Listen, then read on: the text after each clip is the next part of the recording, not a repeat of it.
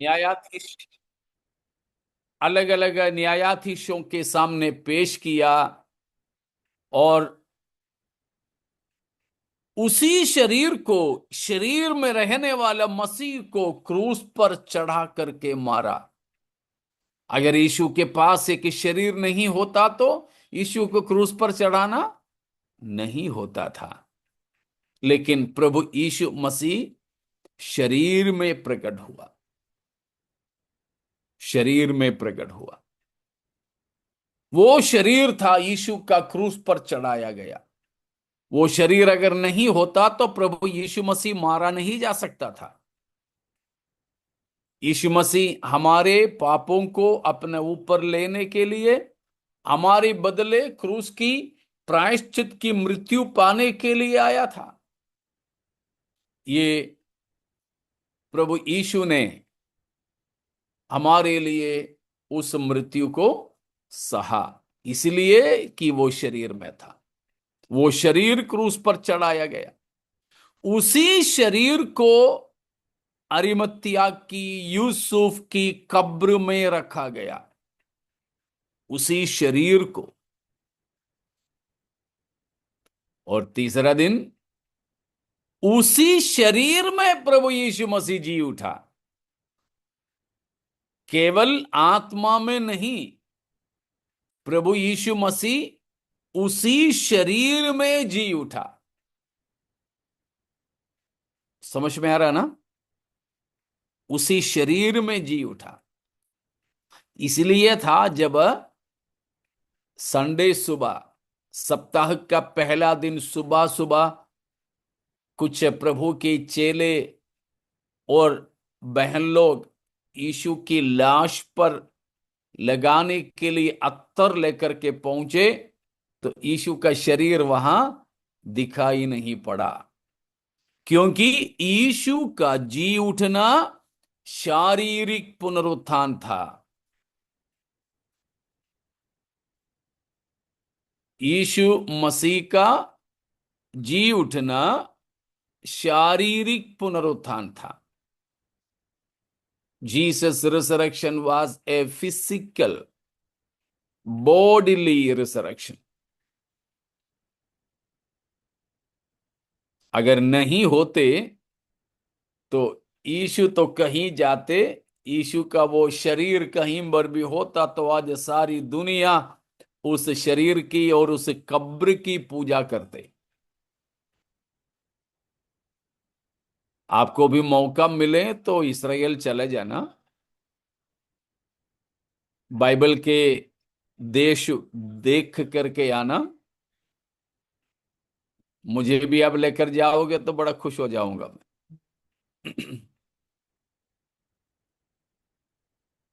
लेकिन इस्राएल जाने से वो कोई पुण्य भूमि, वो कोई पुण्य नगरी, कोई पवित्र नगरी, वहां जाने से कोई धन्यता मिलेगा, ये मत सोचना। ऐसे मत जाना। कोई मौका मिले, पैसा हो पास में, तो जरूर एक बार चले जाना, देख करके आना, तो बाइबल की बातें हमको आमने सामने देखने को मिलेगा। मुझे भी बहुत इच्छा है, इच्छा है कि हम लोग सब एक साथ मिलकर के जाएं। हाँ हाँ, तो जरूर जा सकते हैं। लेकिन ये सोच करके मत जाइए कि वहां जाने से हम कोई आशीष पाएंगे, बिल्कुल भी नहीं। ऐसा कोई जगह नहीं है, ऐसा कोई चीज नहीं है। तो यीशु मसीह का शरीर अभी जगत में नहीं है। प्रभु यीशु मसीह जब जी उठा तो शरीर के साथ जी उठा। 40 दिन तक प्रभु यीशु मसीह उसी शरीर में धरती पर रहा। जरूर बीच में स्वर्ग भी जाकर के आया यीशु मसीह। यूहन्ना 20 अध्याय में वो चीज लिखा हुआ है। जब मरियम मगदलीनी यीशु को छूने के लिए थी तो मसीह ने क्या बोला था?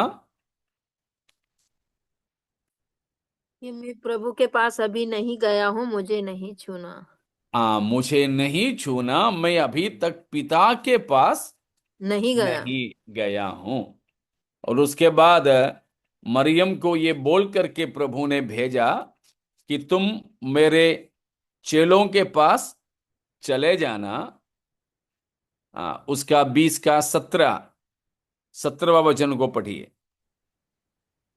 यीशु ने उससे कहा, मुझे मत छू, क्योंकि मैं अब तक पिता के पास ऊपर नहीं गया, परंतु मेरे भाइयों के पास जाकर उनसे कह दे कि मैं अपने पिता और तुम्हारे पिता और अपने परमेश्वर और तुम्हारे परमेश्वर के पास ऊपर जाता हूँ।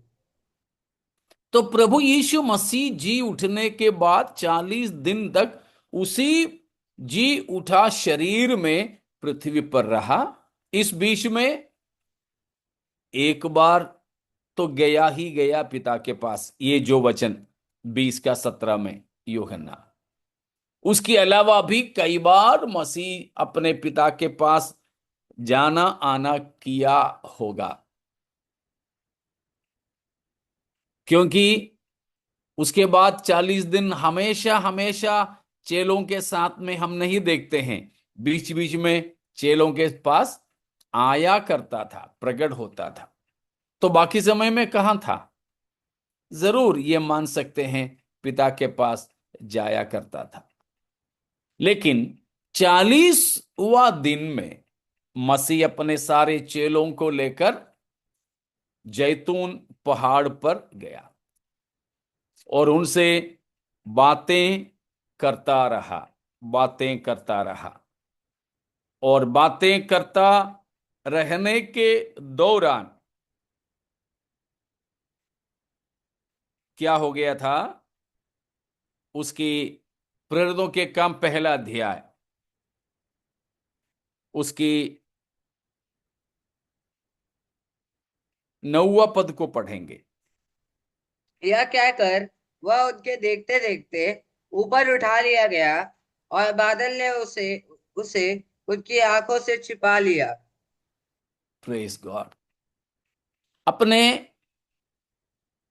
कितने चेलों को लेकर गया था जैतून की पहाड़ पे? 11। 11, हाँ। एक का गलती कहीं मत करना। 11। यहूदा इस्करियोती जाके खुदकुशी कर लिया। बाकी 11, इन 11 चेलों को लेके प्रभु यीशु मसीह ओलीव जैतून की पहाड़ पर गए, उनसे कई बातें किया। और बातें करते करते में उनकी देखते देखते प्रभु यीशु मसीह स्वर्ग की ओर उठा लिया गया। कैसे गया? शरीर छोड़कर गया कि शरीर के साथ गया? शरीर के साथ। शरीर के साथ। शरीर के साथ। शरीर के साथ। तो पुनरुत्थित शरीर यीशु मसीह कहां लेकर गया? स्वर्ग में, पिता के पास। अब यीशु मसीह कैसे आएंगे? वो शरीर स्वर्ग में छोड़ के आ जाएंगे? लेके नहीं। आएंगे। हाँ, 11वां पद को पढ़िएगा। प्रेरितों के काम 1 का 11। और उससे कहा, हे गलीली पुरुषों, तुम क्यों खड़े आकाश की ओर देख रहे हो? यही यीशु जो तुम्हारे पास से स्वर्ग पर उठा लिया गया है, जिस रीति से तुमने उससे स्वर्ग को जाते देखा है, उसी रीति से वह फिर आएगा। हाँ, प्रभु यीशु मसीह तो उठा लिया गया। जब तक उनकी नजर से मसीह अलग नहीं हुए तब तक देखते रहे। हम लोग भी तो कभी कभी होते हैं ना, लोगों को ट्रेन में रेलवे स्टेशन में जाकर विदा करते हैं। ट्रेन आते हैं तो उनको अंदर बिठाते हैं, हम बाहर खड़े होकर के बातें करते रहेंगे। ट्रेन छूटने के बाद हम लोग भी ट्रेन के साथ साथ में चलने लगते हैं। जैसे ट्रेन की गति बढ़ती है, हमारा भी चलने की गति बढ़ते हैं। फिर हम ऐसा तेज पकड़ते गाड़ी कि हम नहीं चल सकते, तो वहां थोड़ा दूरी में खड़े होकर के उनको बाय बाय बाय बाय करते रहेंगे। और थोड़ी देर के बाद में उनका हाथ हमें नहीं दिखाई पड़ेगा, हम उनको भी नहीं, फिर भी करते रहेंगे। आखिरी में गाड़ी का सबसे पिछला डिब्बा दिखाई देने तक हम लोग वहीं खड़े रहते हैं। कुछ लोग तो फिर भी थोड़ी देर वहां रहते हैं। इसी तरह प्रभु यीशु मसीह अभी दिखाई नहीं दे रहा है चेलों को, फिर भी वे आकाश की ओर देखकर खड़े थे। तो दो स्वर्गदूत आए, उनसे बताया बात है, 11वां पद में हम पढ़े, तुम क्यों आकाश की ओर देखते हुए खड़े हो? जिस यीशु को तुम स्वर्ग में उठा लिए जाते देखा, उसी यीशु को वैसा ही वापस आते हुए तुम देखोगे। तुमने कैसे देखा यीशु को जाते हुए? शरीर के साथ। तो तुम यीशु को वापस आते हुए भी कैसे देखोगे? शरीर के साथ। तो शरीर के साथ मसीह गया और शरीर के साथ अब आने वाला है। तो अभी भी मसीह के शरीर जो पुनरुत्थित हुआ था, जो जी उठा था, वो शरीर मसीह के पास में अभी भी है। तो प्रभु यीशु मसीह जब वापस आएंगे तब भी वो ही शरीर होगा। इसीलिए है प्रकाशित वाक्य 1:7 में लिखा है, 1:7 प्रकाशित वाक्य 1:7।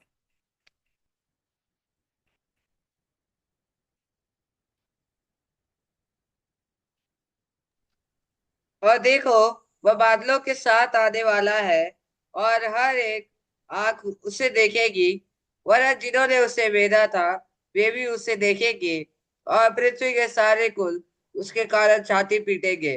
सब हाँ, देखेंगे यीशु को जिन्होंने उसे बेधा था। मतलब यीशु की शरीर के कितने घाव हैं? मसीह के शरीर के कितने घाव हैं? 5। 5 घाव, 5। दोनों हाथों में, दोनों पांवों में और और पसली में। इसलिए खास तौर पर पसली का वो वेदना यीशु का पहचान है, आइडेंटिटी है। तो यीशु शरीर के साथ आने वाला है। यीशु मसीह को शरीर में आना जरूरी है, क्योंकि मसीह के क्रूस पर मारे जाने के समय का 5 घाव यीशु का पहचान पत्र है। यीशु का पहचान पत्र है। हमें तो मालूम है, हमारे आधार कार्ड, हम आधार कार्ड बनवाने के लिए गए थे, तो एक कैमरा के सामने हमें बिठाया, कैमरा के अंदर देखने के लिए कहा, उंगलियां रखवाए। अब पिछले हफ्ता मेरा आधार कार्ड गैस कनेक्शन के लिए मैं जोड़ रहा था, वो जोड़ने के लिए मुझे मैसेज आया, तो मैं जोड़ रहा था। तो बोला कि आप घर में बैठ के कर सकते हो, तो ठीक है, मैंने सोचा कर लेता हूं। तो उस समय बोला कि आधार नंबर नंबर वगैरह कुछ देने की जरूरत नहीं पड़ा। उसमें बोला कि एक फेस डिटेक्शन का एक ऐप आता है मोबाइल में, उसको डाउनलोड करो। और उसके बाद जब मैंने किया तो बोला इस पे देखो। मेरे ही मोबाइल में मैंने देखा। उसके बाद उसमें लिख के आया, आपका पहचान करने के लिए आंख जरा बंद करके खोलो, बस मैंने आंख ब्लिंक किया, बस मेरा नाम, मेरा नंबर, सब कुछ उसमें आ गया। अभी आप सिम कार्ड लेने के लिए जाओगे तो भी वे लोग यही करते हैं, आपको दीवार के वहां खड़ा करके ये जो कैमरा जैसा वो चीज दिखाते हैं, तो आपकी आंख की सारी चीजें पढ़ लेते हैं। लेकिन प्रभु यीशु मसीह की बायोमेट्रिक किसी ने लिया नहीं है। हमारे बायोमेट्रिक्स ले लिया है, हमारे पासपोर्ट में, हमारे आधार कार्ड में, सब तो हमारे बायोमेट्रिक्स, मतलब हमारी आंख की, हमारी उंगलियों का सारी चीज है। लेकिन प्रभु यीशु मसीह का उस प्रकार का कोई बायोमेट्रिक्स नहीं लिया है। होते तो बस इससे जरा स्कैन कर लेते, हाँ यहाँ ये यीशु मसीह बोल सकते थे। लेकिन प्रभु यीशु मसीह की पहचान पत्र क्या है? ये 5 घाव है, 5 घाव। वो अनंतता की महिमा भी छुपा नहीं सकते। मसीह का शरीर में वो अभी भी है और हमेशा रहेगा। इसीलिए है प्रकाशित वाक्य 5 अध्याय में भी हमने क्या पाया? एक मेमना मानो वध किया गया है। यीशु को वहां पर कैसा मेमना दिखाई पड़ा? वध हुआ मेमना। कैसे पता चल रहा है वध हुआ है? क्योंकि वध होने का या काटा जाने का निशान है। वो निशान है ये 5 घाव। इसीलिए प्रकाशित वाक्य 1:7 में लिखा कि जिन्होंने यीशु मसीह को बेधा वे भी यीशु को देखेंगे। यीशु ऐसा शरीर में आने के कारण, वापस हम चलेंगे 17 का उस 14वीं आयत में, कि यीशु मसीह जब दोबारा धरती पर अपने पवित्र लोगों के साथ आएंगे, तो झूठा मसीह और उसके साथी राजाएं यीशु से लड़ने निकलेंगे। लेकिन वे इस बात को भूल जाते हैं कि वो यीशु नहीं है, यह यीशु जो पहले मानव रूप में आया था, जिसे उस समय के लोग पकड़े थे। लेकिन अब ये मसीह जो आ रहा है, ये मरने नहीं आ रहा है, परंतु राज करने आ रहा है। ये लोग भूल जाते हैं कि ये यीशु और वो यीशु में क्या फर्क है।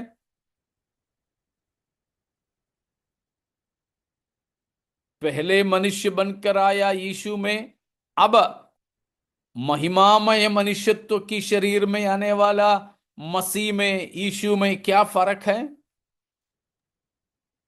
व्यक्ति एक ही है, लेकिन फर्क क्या है? पहले, कोई बोलिए ना। घाव नहीं थे ना तो क्या। पहले हमारे उद्धार के लिए आया था इस धरती पे, और अभी हमें अपने साथ ले जाने के लिए और धरती पे राज्य करने के लिए। हाँ, उस समय वो बहुतों के पापों को उठा ले जाने के लिए आया था। इब्रानियों 9 का 28 को पढ़िएगा। इब्रानियों 9:28। वैसे ही मसीह भी बहुतों के पापों को उठा लेने के लिए एक बार बलिदान हुआ, और जो लोग उसकी बाट जोते हैं उनके उद्धार के लिए दूसरी बार बिना पाप उठाए हुए दिखाई देगा। पहले बार जब आया था तो अपना देह पर हमारी पापों को उठा ले जाने के लिए आया था। लेकिन अब जो आ रहा है, हमारी पापों को उठा ले जाने नहीं आ रहा है। पहले जो आया था वो स्वर्गदूतों से भी थोड़ा सा निचला पद में होकर के आया था। लेकिन अब जो आएगा तो इब्रानियों 2:9 पढ़िएगा। इब्रानियों 2:9। से उत्तम कहा गया है प्रभु यीशु मसीह को वहां पे। अंजू पढ़ स्वर्गदूतों से रही थी। उत्तम। मैं बता रही थी पास्टर जी कि वहां पे स्वर्गदूतों से उत्तम कहा गया है। हाँ, 2:9 में। पर अब यीशु को जो स्वर्गदूतों से कुछ ही कम किया गया था, बस पृ- बस बस, स्वर्गदूतों से कुछ कम किया गया था। ठीक है ना। यीशु मसीह पहले बार जगत में आया था तो वो स्वर्गदूतों से थोड़ा कम होकर के आया था। लेकिन अभी 1:4 पढ़िए, इब्रानियों 1:4। और स्वर्गदूतों से उतना ही उत्तम ठहरा जितना उसने। स्वर्गदूतों से उत्तम ठहरा। प्रभु पहली बार जगत में आया तो वो स्वर्गदूतों से थोड़ा कम होकर के आया। लेकिन प्रभु की जी उठने के बाद वो स्वर्गदूतों से भी उत्तम उत्तम हो गया। ठहरा। छठवां पद भी 1:6 भी। और जब पहलौठे को जगत में फिर लाता है तो कहता है, परमेश्वर के सब स्वर्गदूत उसे दंडवत करे। उसे दंडवत करें। सारे स्वर्गदूत मसीह की दंडवत करें। तो पहले आया था तो स्वर्गदूतों से थोड़ा कम, लेकिन जी उठने के बाद स्वर्गदूतों से भी उत्तम ठहराया गया। लेकिन ये मूर्ख झूठा मसीह और शैतान के सारे संतानों को ये समझ में नहीं आएगा। इसीलिए वे मसीह से लड़ने को निकलेंगे, ये सोचकर कि शायद पहले जैसे यीशु को पकड़ लेंगे, कैद करेंगे। और झूठा मसीह बड़ा तकनीकी राजा है, बड़े कंप्यूटर और उसकी सारी तकनीकी में उत्तीर्ण है। यीशु मसीह तो पुराना बढ़ई है। ये सब सोच करके शायद ये निकलते होंगे। लेकिन जानिए प्रभु यीशु मसीह कौन है। और एक बार 17 का 14वीं वचन को पढ़ेंगे। दूसरा कोई व्यक्ति 19 का 16 भी पढ़ेंगे। 2 जन। एक जन प्रकाशित वाक्य 17 का 14, दूसरा जन 19 का 16। वे मेमने से लड़ेंगे और मेमना उन पर जय पाएगा, क्योंकि वह प्रभुओं का प्रभु और राजाओं का राजा है। दूसरा और कोई उसके वस्त्र और जांघ पर यह नाम लिखा है, राजाओं का राजा और प्रभुओं का प्रभु। Praise God. इन दोनों जगहों पर मसीह का पहचान दिया है। वो कौन है? राजाओं का राजा है और प्रभुओं का प्रभु है। इसीलिए मसीह पर जय पाना झूठा मसीह से, शैतान से, पृथ्वी के राजाओं से नहीं होगा।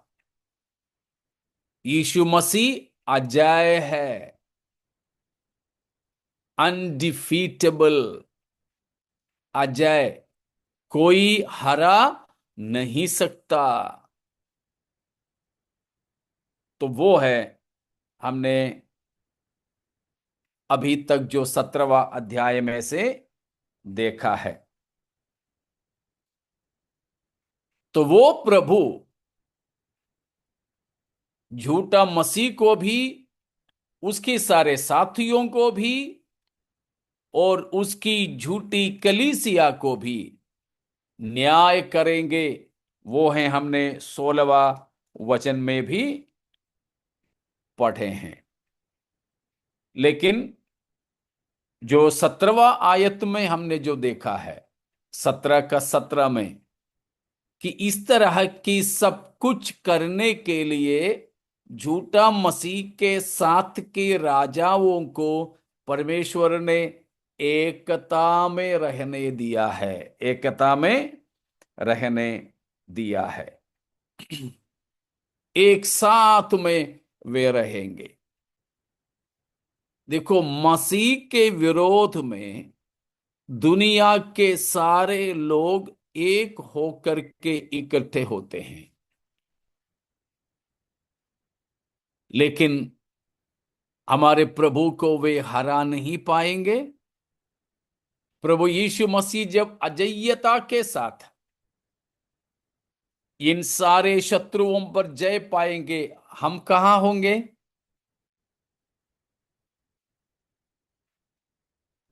उसी के साथ होंगे। हालेलुया। हम भी मसीह के साथ होंगे, हम भी मसीह के साथ होंगे। आखिरी में हम पढ़ेंगे कुलुसियों 3 का 4। कुलुसियों 3 का 4।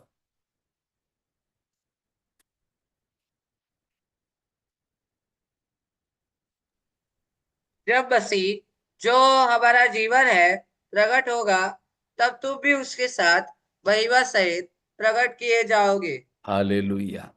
ये हैं इस समय में प्रभु यीशु मसीह प्रकट होने के बारे में बताया कि यीशु मसीह जो हमारा जीवन है महिमा में प्रकट होंगे, तो हम भी मसीह के साथ महिमा में प्रकट होंगे।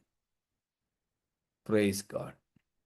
आइए हम उस आशा के साथ यीशु को अपने प्रभु जानकर मसीह के साथ राज करने के लिए, यीशु मसीह के विजय के भागीदार बनने के लिए मसीह से संगति रखकर जुड़े रहते हुए हम मसीह की कलीसिया के सदस्य बनकर के रहें।